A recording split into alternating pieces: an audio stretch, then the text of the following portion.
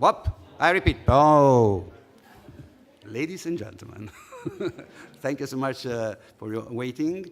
No, we have Christophe Laudamiel. I do hope a lot of people already know the works of Christophe. And Christophe, we are very pleased to have Christophe there because he recently published a manifesto, and we will see later on what does it mean. And very interesting for what perfume smell, the importance should have in your life, and the importance perfume has in culture. And so we would like to know, the people we consider more and more scent and fragrances something part of our life and especially of arts. So I leave to Christophe to astonish us with the presentation. So no one knows what will happen. So close your eyes, open your nose, and go.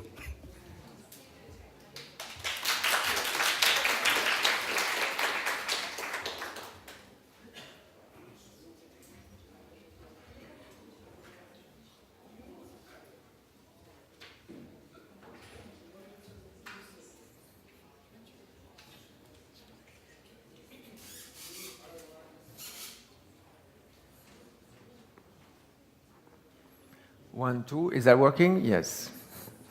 So hi everyone, we are going to start with a little tour, a little flight over several kinds of atmospheres. For this flight of scents, you are going, a flight in English you should know is also a little tray for French or Italian speaking people.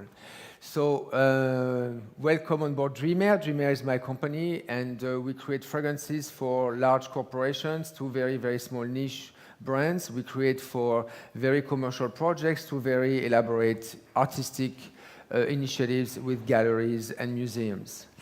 So before we embark on a tour of smells, you please listen carefully to our safe smelling regulations. Please, next slide. I always show that in all the galleries where I have exhibits, people think, why are we listening? Why is it loud? Who's talking? So I always show this kind of instructions because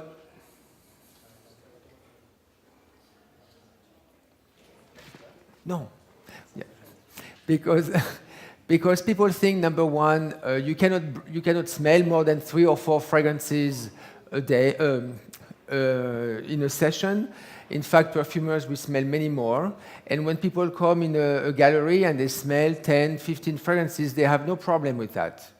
So I show them, first of all, I explain to them they should close their eyes. So today you will have most of the presentation in the dark, you shall see. And it helps concentrate on the scent. Why is it that I hear all this thing? It helps concentrate on the scent, and it helps concentrate seeing some stories inside the scent. Also breathe. I know you're a fragrance crowd, but I still, in a lot of meetings, I still see people smelling in a wrong way, I would say, where I hear people smelling. So you should breathe naturally and do not hyperventilate. No, things like this. Huh? And now actually there's a new little theory I've seen appearing is comparing to dogs. And dogs, actually, they give tiny little sniffs, but a repetition of brief, tiny sniffs. So it might be a new way of smelling, but this has not been demonstrated yet as being the new better for humans to smell properly. So, bon, we shall see. But at least take your time, and as we say in French, you cannot go faster than the music to smell. So, same, your nose will habituate, you know that very well, but does not get tired, so you can smell a lot of things. And of course, what you smell, the fragrance that you smell after another fragrance will be impacted by the first fragrance that you smell. So here we are going to go over about 20 fragrances, but they've been put in a series, taking into account, let's say, fragrance number 2, comes after fragrance number 1, and it's in a certain order so that they don't clash, or so that your nose still sees the next fragrance. And you know about breathing your own skin, no coffee beans. I still hear this in the profession so many times. I hope we don't hear about this myth ever again.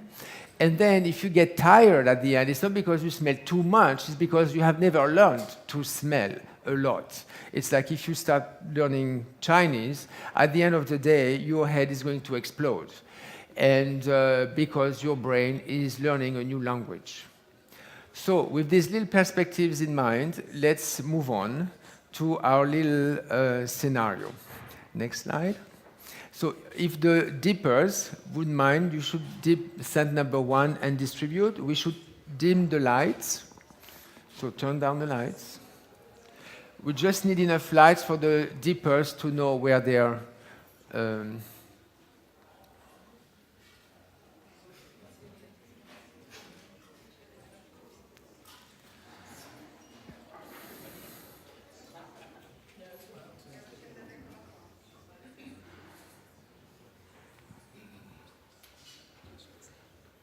So you should distribute.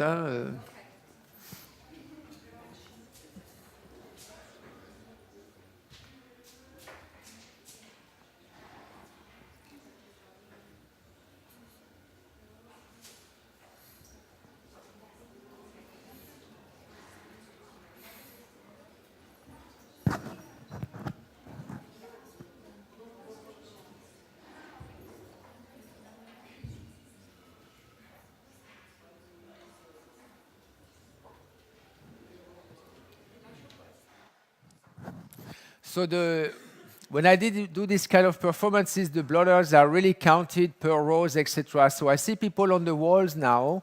There is not a pack for those people to come back to them. So it has to be organized a bit differently. It's like in a theater.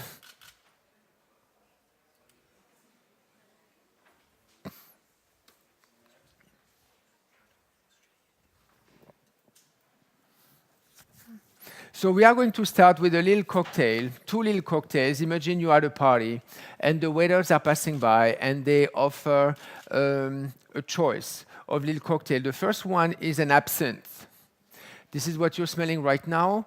It was shown in a gallery exhibit where 12 scents were shown around a table, like the Last Supper. If you imagine this setting of the Last Supper, the painting. And instead of plates, people had smelling stations. So the first one was a cocktail with the absinthe. And this absinthe has been recreated from an old French recipe. Maybe you know, but absinthe is made by the great absinthe. It's a plant. The smaller absinthe, it's another plant. The great absinthe is wormwood in English, if you've heard of that. Another kind of artemisia is the small absinthe. You have some anise, some fennel, and usually a few other things, such as maybe a little bit of a coriander, or a little bit of peppermint, or a few different other plants, depending on the brewer, if you wish. I like to show the absinthe because, number one, people don't know so much, but a big producing region is actually Switzerland. We always think of absinthe about the wildlife in Paris, but I guess the Swiss invented the wild side of things before they moved to Paris. So in the Jura mountains of Switzerland, they grow a lot of absinthe. And just like many other things in perfumery, in the earlier times, the monks were big in their cloisters to cultivate all these plants. And the same in Italy. You know that one of the cradles of so-called modern perfumery is Italy. And where did that take place? In all these cloisters. So they were mixing herbs as medicines. They were drinking perfumes. They were not really called perfumes. They were potions. They were disinfectants. They were frictions. It was all one thing. And a little interesting twist about absinthe is science, because we thought that Thuyon in absinthe was dangerous for human beings and was attacking the nerve system, where it turns out that you would need, maybe a kilo of Thuyon every month to do anything to you. And in fact, people were getting crazy dementia just because of the amount of alcohol there is in absinthe. And all these intellectuals or these workers in Paris were drinking so much of it. It's a very strong alcohol. That's what was creating this delirium tremens. Second, go ahead with the second one.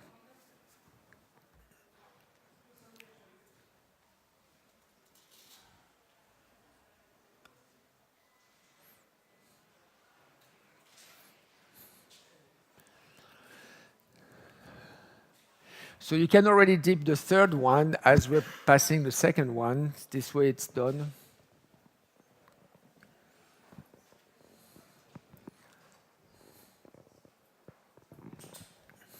The second one is another cocktail. It's called dark cocktail.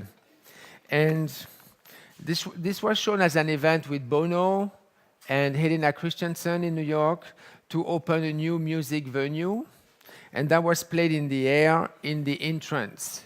And it was percolating into the street, so much so that people passing by on the street were asking, oh, what smells so nice in here? And you will see it's a combination of orange with a lot of dark woods, including frankincense. And something that people don't know very much is that in orange, there are some woody notes that when you extract them, they actually smell also of frankincense a little bit. So there are some very interesting woody notes in orange, and but tiny amount, and the French industry can concentrate them to extract them, and we can use them. Now with your cocktail, you're going to have a series of little amuse-gueules or petit fours. So the first one, scent number 3, please. The first one is a little wink to the point in time where we were all liquids. And that is the name of the fragrance.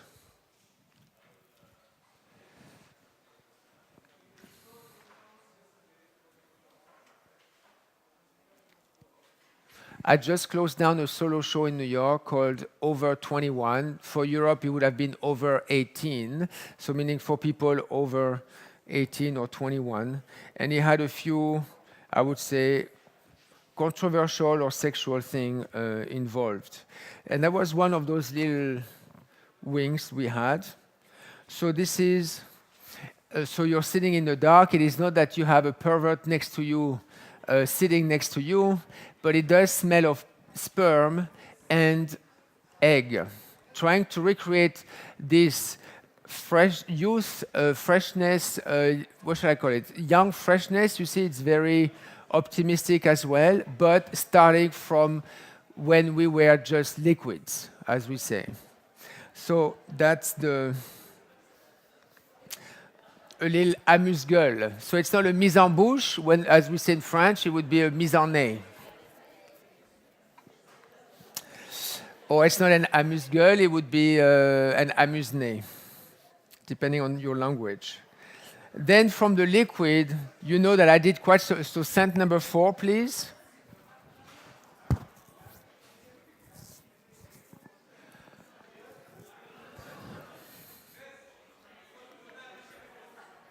Ah, it's here, that's so loud.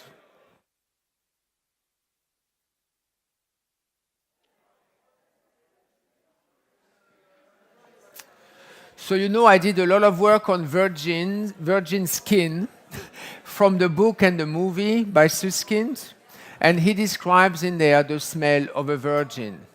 There is also a publication by Braja Mukherjee in his time at IFF about the smell of real virgins. That was also explained during this movie and book project. And this is a work around that, and it brings about the aldehydes that are coming out of your skin naturally. Like probably you know you have aldehydes coming out of cotton drying in the sun. You have aldehydes coming out of your skin, and those aldehydes are different from the time you're a baby, you are about a teenager, or an adult or an elderly person. And so the ones at the virgin time are more the clean style, And then you will see some little biscuit note in that fragrance because Susskind described his ideal virgin that way. There's a little bit of an apricot note and a little bit of plum effect, a touch of a floral sea like a water lily, honeyish like. Now from being innocent and virgin-like, we go into something much more different, which is scent number 5, which is called burlesque. So you see we are doing several times in life.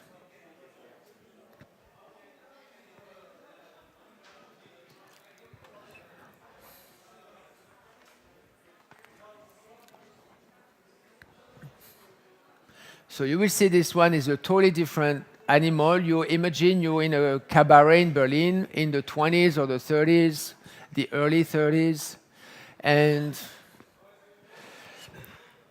you see the dark red curtains, maybe with a little bit of dust on them, but still hanging in that cafe or in that cabaret. The fur worn by the ladies, and this kind of a rich, opulent atmosphere. And that scent was shown in different congresses, and it was even used for a little story, but that's, that's Germany. Huh? They have a wax museum in Hamburg. In that wax museum, you have the statue of Angela Merkel, the statue of Obama, the statue of some rock stars, and you have the statue of the most famous German prostitute who died a few years ago, and she has her statue there. And so I fragrance her statue with that burlesque fragrance as well.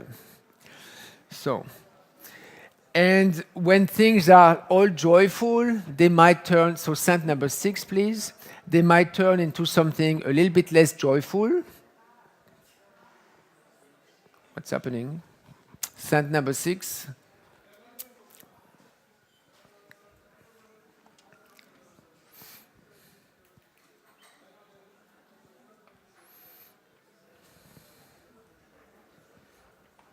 Burlesque was also shown as a scientific congress because scientists are still struggling with the complexity of fragrances. They are still studying mixtures of 1, 2, or 3 molecules, and they're interested when they see complex things.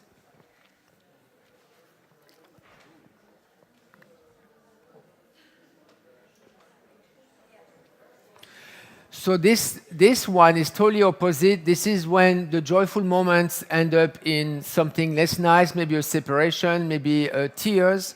This one is called Tears, and it was for a project with an artist in New York. And when she exhibited at the Art Museum in Cleveland, the museum actually acquired the piece. So now we also have scent deposited officially in museums as themselves. And so you will see here when things turn sour, things fermented, things got musty and moldy. This is the bad side of things. Smell number 7, please. But at times, when everything seems very dark and sounds so bad, certain things can find birth again from the ashes or from the miasma. And this one, you will see, it's like, it's not a phoenix, it's more, what would you call that? More licorne. It's called the bay horse. So you will see, you imagine you're next to a horse, but you think you're like right underneath the horse after the horse run, or the horse is going to go somewhere after practice. And the interesting part is that we used a lot of a dark chocolate absolute in that horse. So now if you think dark chocolate, you're going to see the horse, and in the end of it, you're going to see this dark chocolate effect. And you should know that in chocolate there are very animalic, dirty feet notes. If you remove them, the chocolate tastes like plastic. Those yummy notes, you know them very well in perfumery. So if you see now in that bay horse going from the horse into a fantasy chocolate. Well, fantasy, not sweet, but because it's linked to other things. So scent number 8. So remaining in those fantastical moments.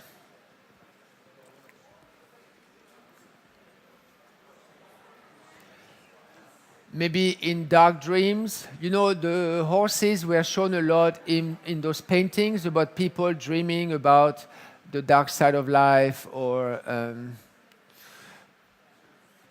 especially in the paintings of the 19th century. Fantastical was another solo exhibit I did in New York, illustrated by a Broadway illustrator. And this one is, imagine you're on your horse and you're climbing the slopes of a volcano. Maybe you know the movie Shrek. At one point, they are getting close also to a volcano. And you have the lava, the dark lava. The lava is ripping your shoes. This is real story. If you walk a lot on lava, even your very strong Ranger shoes will get cut off. And you can start smelling the smoke, maybe coming from a lava tube. You are surrounded by some dark shadows in the night. Or maybe you're climbing Mount Fuji, if you've done that already. During the night, you climb this volcano during the night. You trip on rocks, and you trip on lava, and you trip on dirt. And you have very svelte, maybe 90-year-old Japanese guy passing you, and you're like, my God, I hope I can reach that age at least. And so this is the kind of thing. And then, so please scent number 9. But all of a sudden, you're coming back down the volcano. You might be on a volcano in Hawaii. I don't know if you've been there. They are gentle volcanoes. The lava is very fluid, and so it doesn't explode. And when you walk down that volcano, or that volcano park,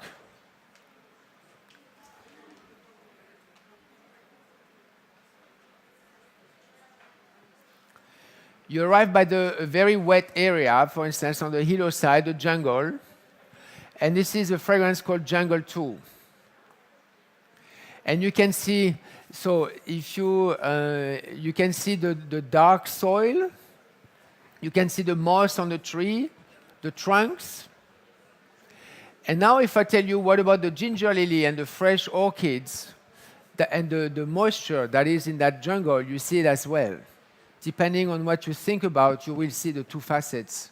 So the dark moss, the forest floor, or the ginger lilies and other little, ginger lily is not an orchid, but other little orchids and florals.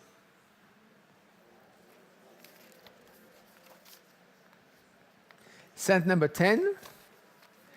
And when you're around that jungle in Hawaii, you see those people walking around, like some young dude walking like by the streets or like by the road in Hawaii on the Big Island, and you're wondering what they're doing.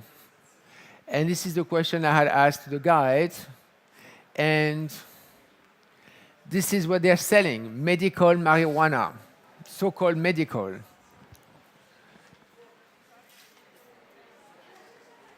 So this has only perfume allowed ingredients to recreate that smell. And there are more and more people interested in recreating such smells to study the effect that just the idea, the name, and the smell has on the mind of the people without the substance itself. This one is called Secret Grass. Scent number 11. And as those people are smoking their grass in Hawaii, it might help them reach paradise. So the next scent here that you are getting is called Paradise. It's a niche fragrance by Nest Fragrances in New York.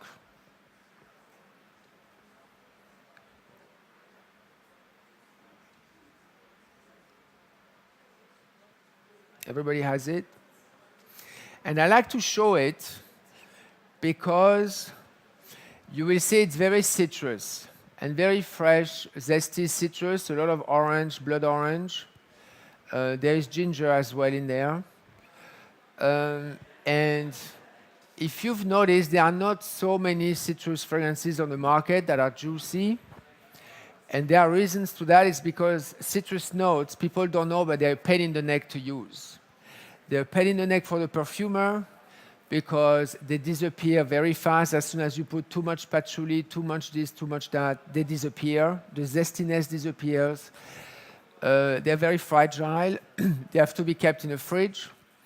For stability, if the fragrance sits in the heat for too long, the zestiness will disappear.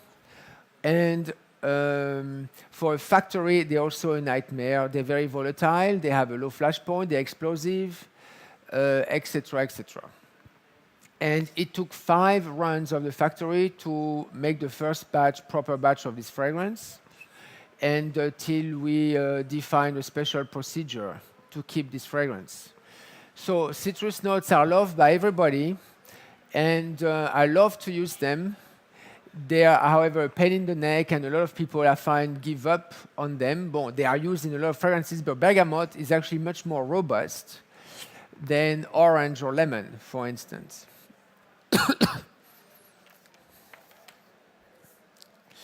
Now that you remember you had those guys smoking their thing in Hawaii to reach their little paradise, then maybe you walk further around. Scent number 12, please, is you reach a wood cabin. Imagine you reach a wood cabin, and this is the wood cabin. You enter it.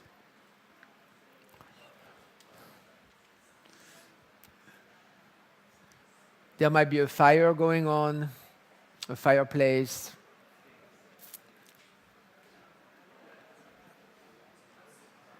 You see also the turf in front of the cabin, the wood, a little bit of moistiness, a little bit of fur. So this is actually for a niche candle brand called Keep Brooklyn. They are getting bigger and bigger, KEAP. And the wood cabin is one of their most successful scents in the range.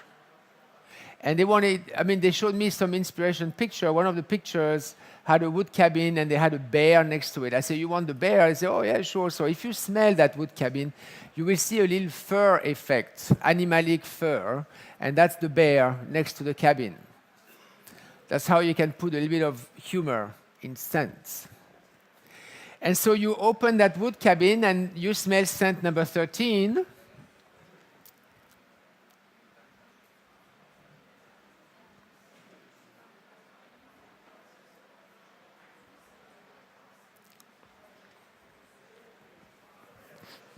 That's also a scent that did quite some exhibitions. So imagine you arrive in this wood cabin, you open it, and it smells like an opium den. So that scent was shown at a 1-year-long exhibit at the Basel Culture Museum in Switzerland about opium. It was organized by the United Nations delegate to drug usage, and she's the one actually working for the German government on these in these countries. And I recreated a few of those opium-inspired smells, in part by going to the Pharmacy Museum in Basel, who has quite some opium samples. Because Basel, is known for a lot of pharmaceutical companies, and opium is still the plant of choice to make morphine for hospitals, which is still one of the best painkiller there is for patients in hospitals. And for your information, there are about 6 or 7 countries that are allowed by the United Nations to grow opium officially, such as France, India, Australia, a few others. And they grow about, I think, 6,000 or 7,000 tons of opium a year. In Afghanistan, just Afghanistan grows 6,000 tons itself of opium a year, illegal opium. So that tells you the immensity of the issue, if we want to say, of opium in Afghanistan. And this lady was saying, I don't know one family in Afghanistan that does not grow opium. So it makes you think when some people want to come and say, okay, we have to erase these bad drugs from Afghanistan, but it's more than just that. Those families are counting on this as a source of revenue, illegal revenue that is, but it has to be solved in a very clever way. So as whomever, maybe it's Yves Saint Laurent in his wood cabin, smoking his opium, smell, can you distribute smell number 14? And you have those people getting spacey on their little cushion. So with that exhibit, I learned a lot about this ritual. It's a whole ritual with a lamp and a cushion and laying down and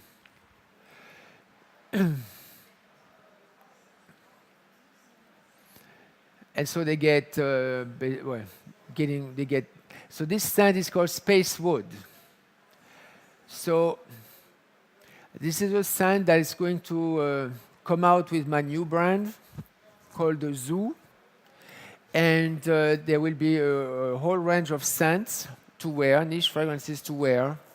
This one is Space Wood. And this I like to show, and I created with Christophe Hornets, to show how a scent can bring you in the future. A scent is not only about reminding you the smell of your grandmother and the smell of your vacation and the smell of when you were a kid and the smell of the fun fair, and which are all interesting smells, but they are also smells that should be about the future, about something fantastical, something dreamy, something that does not exist, etc., etc.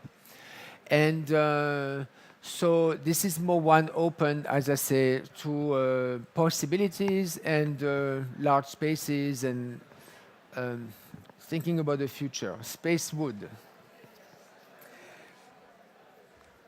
So we'll have 2 more in the dark. So number 15 now.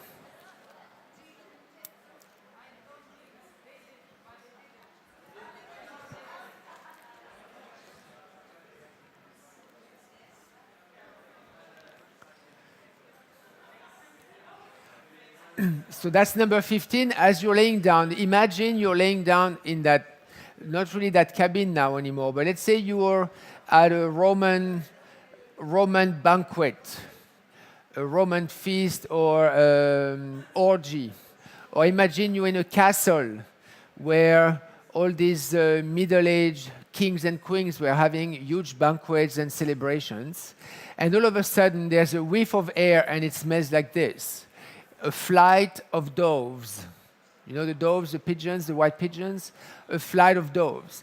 So what was happening is that in Roman times, in Middle Age times, in those castles, people were fragrancing doves, white pigeon, with a scent, and they would let the pigeon fly among the guests to fragrance the air and give them an extra sensation. So I just recreated here the feeling of the feathers, a little bit of powderiness. It was probably not the smell they had at the time because you need molecules to do this. They didn't have molecules.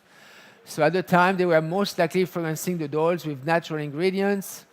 So maybe myrrh, incense, anise, cinnamon, nagarmota, all these kind of smells. And to give some, you should know also at that time the smells were diluted in honey or were diluted in wine or in vinegar, not in alcohol. So you can also imagine the smell of those concoctions. And now that you're leaving your little Asian trip and coming back to Milan, going through the sea, so smell number 16, please.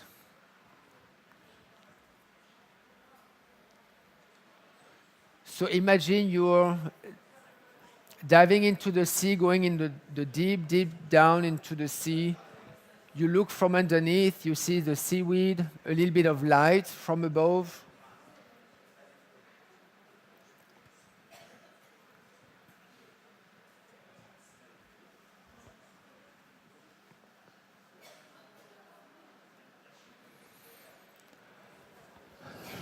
This one is called Silence the Sea. It's by Strangelove NYC. That brand is in the top 10 niche brands at the Salon de Parfum at Harrods. And they're entering now other prestigious department stores. And Silence the Sea is based on a lot of ambergris, and real ambergris. So it is not here because I do use Ambrox as well, but it's not that. There is real ambergris. I make my homemade infusion of it. And this fragrance also is at the safety limit of Tuberose Absolute and of Jasmine Absolute, and has a lot of Narcisse Absolute as well.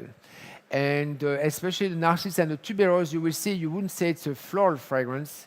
It's there to give the depth, the darkness, the earthiness of that fragrance, along with some Seaweed Absolute and other, there is no cologne, but other sea-like molecules that I use quite a bit to give the sea effects without the cologne effect. So you can see how if you know the movie The Deep Blue, Le Grand Bleu in French, when the hero is diving in his last dive into the darkness of the sea. So that is a bit of the story of this one. So let's have the light back on. The light's back on. Next slide. Do you have remote control or not? Yeah, I do need it now, the remote control. Where is the remote control? Here. Yes. Light slowly. Voila. Thank you. And For forward? this one.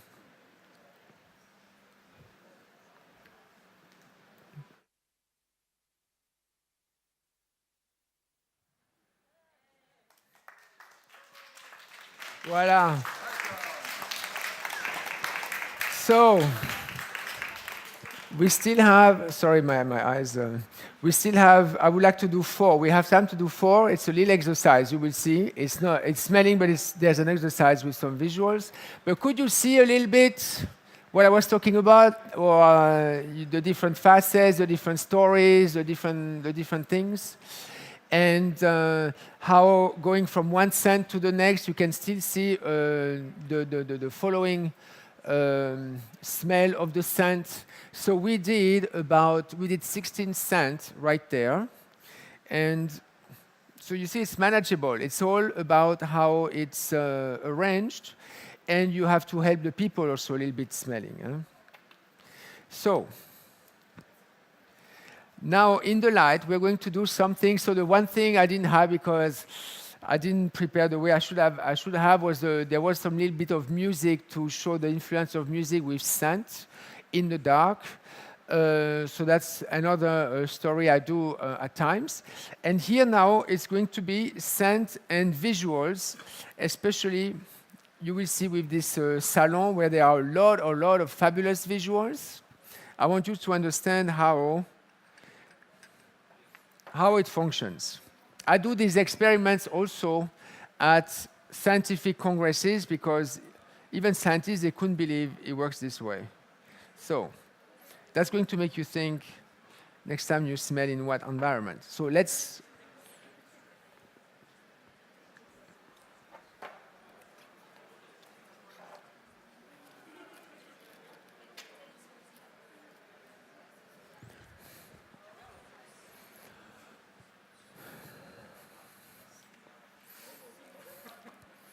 So you have the scent here? No.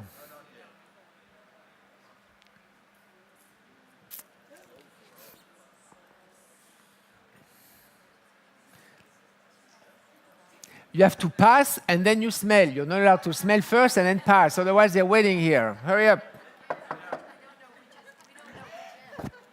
Oh, they don't know which end. Okay. Valentina, you have to have one too. Otherwise, you don't know what you're smelling. There should be plenty for the row. It's burrow. Okay, so now you smell this. It's a note we use a lot for milk, to recreate milk scent. Okay? So you see the milk. If you're good, you see the warm milk. You see, usually we call that the hot milk or warm milk effect. Now watch this. So you smell, okay? Now, do you see that? But you have to smell. You cannot tell if you... But do you see it? No, if you don't have it in front of your nose, you won't know it. If you don't smell, you won't see it. Do you see? And then if I go back, you see the milk again? You see the milk? And now you see the ham? It's crazy, no? The brain, within half a second, the brain is very good at interpreting, and the brain is very good at connecting the dots. But the brain is very lazy, so it's going to take the obvious dots. So in that scent, it's one molecule though, that. And it's not even a complex scent. It's one molecule. So depending on what else the brain sees, the brain says, oh yeah, I see this. And we have the same problem in perfumery when you smell fragrances. Imagine you're in a conference room. The conference room is white. You see the fragrance a certain way, and the client is there, but it's not dark enough, it's not dark enough, it's not dark enough. I guarantee you, if you go to a conference room that's black, then the fragrance will be dark enough. You have to really think. We're going to do some other ones like this, because it's crazy.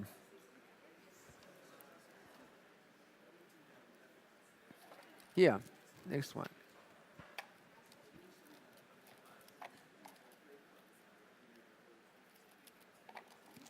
Next.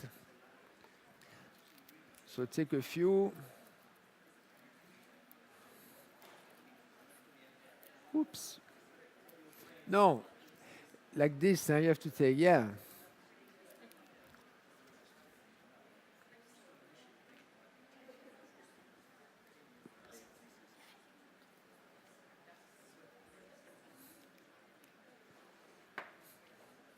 And think we have about 1,000 molecules in perfumery, and that was only one. So we have a lot of possibilities and a lot of tricks.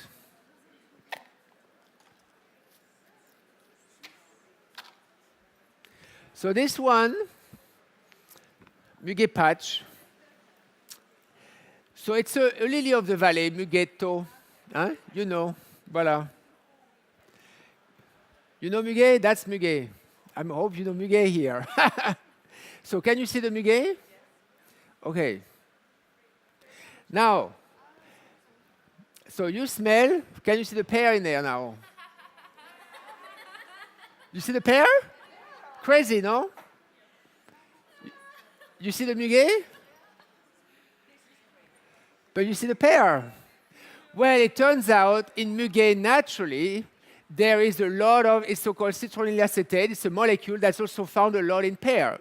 So there is one molecule that constitutes a lot of Muguet, a lot of the pear that is found in both. It's a big coincidence. The Muguet is not a tree. The pear is not a little grass like the Muguet. It's two totally different plants. But just like you know very well in lavender and in bergamot, you have some similar molecules as well. In fact, some, I would say, dark bergamots, they really smell like lavender. So you see this all the time. Now, you smell. Do you see the greenness? Do you see the cut grass, maybe? The green leaves, the cut grass. You see? And yes, in Muguet, you have also a note that you find in cut grass. You also find it in Granny Smith. If you think Granny Smith, you might see the Granny Smith. You see?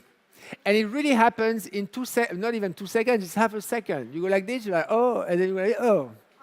Yeah. No, even the scientists couldn't believe it. They were like... So, we're going to do a more complex one. And so it also shows you that you can present a fragrance under different names or different packaging or different clients. It is not cheating. You're cheating if there's no apricot and you say there's apricot. If there's no pear and you say it's pear, and it's like, people be like, no. Here, you see how it's like a color. You can sell red like danger or like fire. You can sell red like a strawberry, right? Or you can sell red like a rose. It's three different things. You're not lying on the red. It's the same with the scent. Very important. So this one is a bit more elaborated.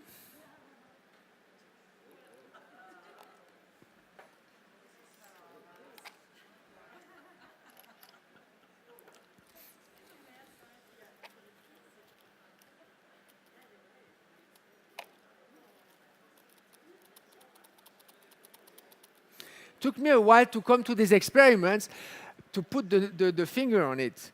And it's one day by coincidence, I don't know what I was doing or watching pictures or that all of a sudden with one smelling strip, that all of a sudden the scent changes as I was watching the pictures.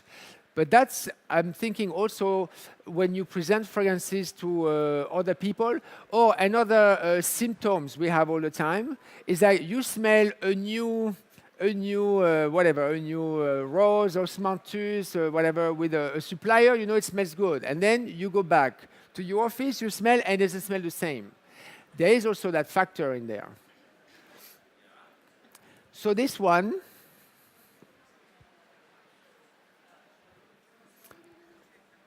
I'll tell you the name afterwards. So smell it looking at this.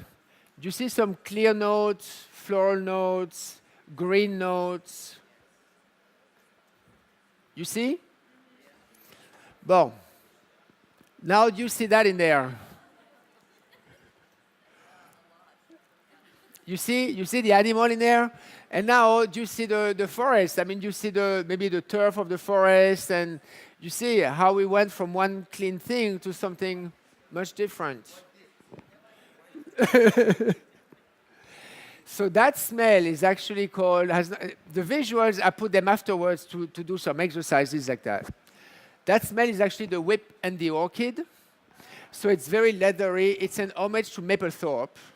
And you know that he had these very sexual, leathery, leather scene pictures.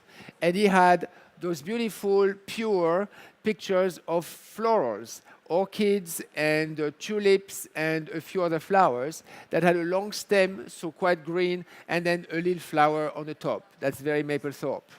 And so I wanted to assemble the two in one scent. So in here you will see the little innocent feeling and greenness and moisture of the little orchids, and then a very dark, leathery, woody, animalic aspect. So, and now to come down, we're going to do one little exercise just on something innocuous.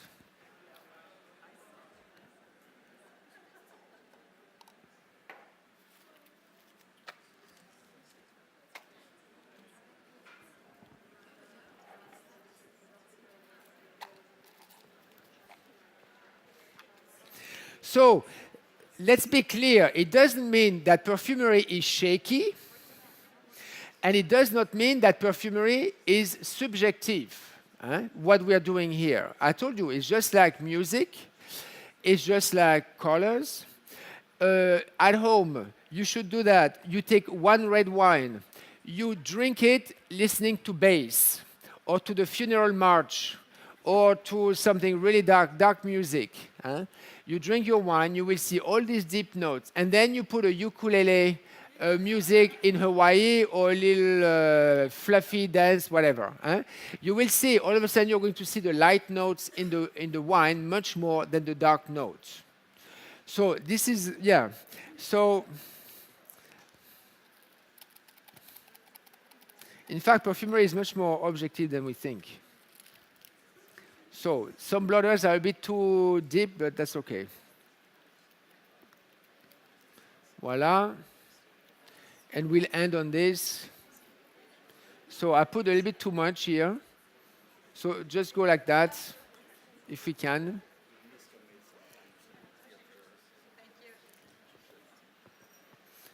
Oops.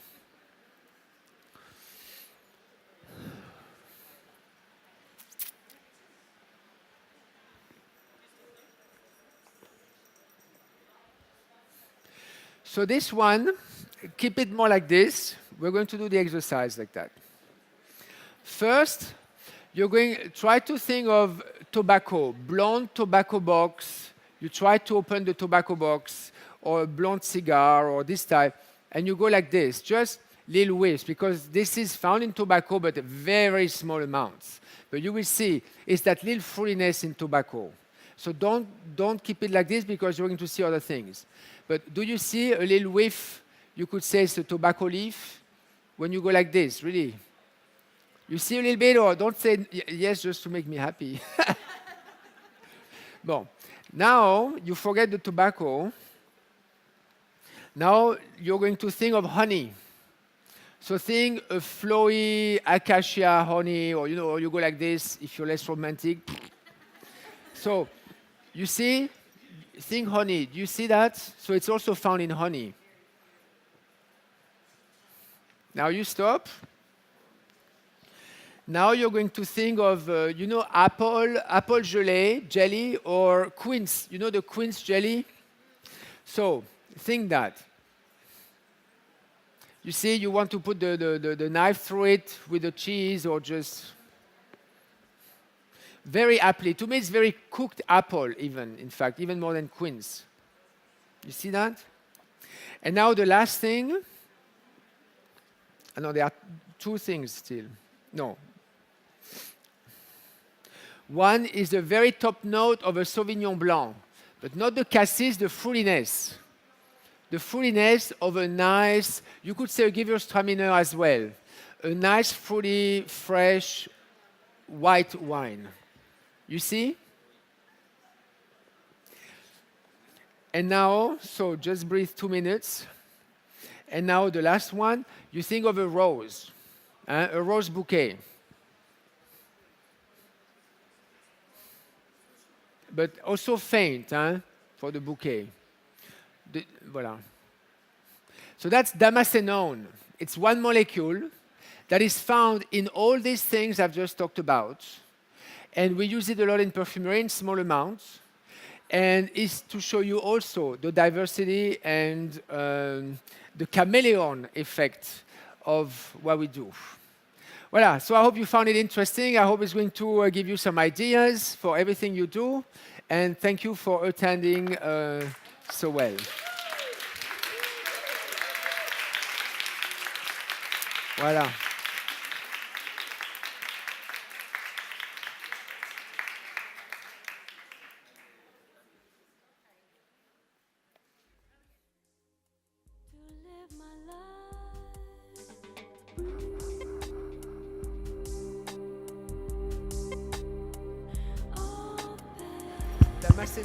And now the round I know, table. 5 minutes, and we will start with the round table.